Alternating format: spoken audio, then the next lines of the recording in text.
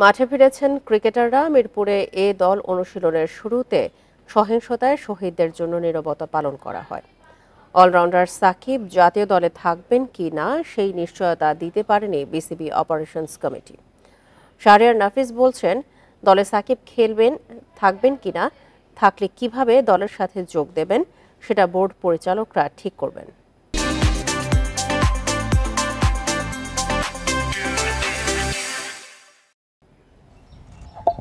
বিসিবিতে স্বস্তি, মাঠে ফিরতে পেরেছেন ক্রিকেটাররা। অনুশীলনের শুরুতে শহীদদের স্মরণে 1 মিনিট নীরবতা পালন করা হয় দোয়াও। এ দলের সূচি ঠিক হয়েছে, জাতীয় দলও মাঠে নামতে যাচ্ছে। তবে মাঠের বাইরের বিষয়গুলো ভাবাচ্ছে বেশি, ভাবতে হচ্ছে নিরাপত্তা নিয়েও।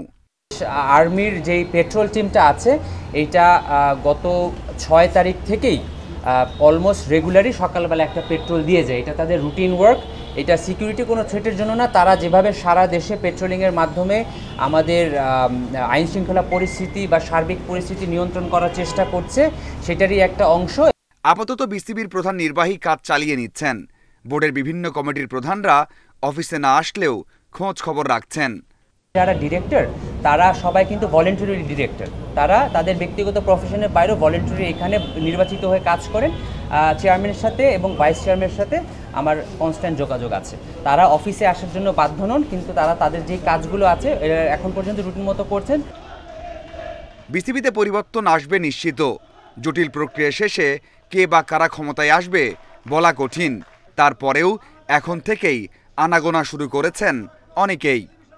আমরা সময়ের সাথে সাথে আমরা মনে করি যে সিচুয়েশনটা কনসার্ন হয়ে যাবে। আজকে হয়তো 40 জন হচ্ছে, কালকে হয়তো 5 জন থাকবে, হয়তো 2-3 দিন পর থেকে স্বাভাবিকভাবেই রুটিন সিচুয়েশন চলতে পারবে।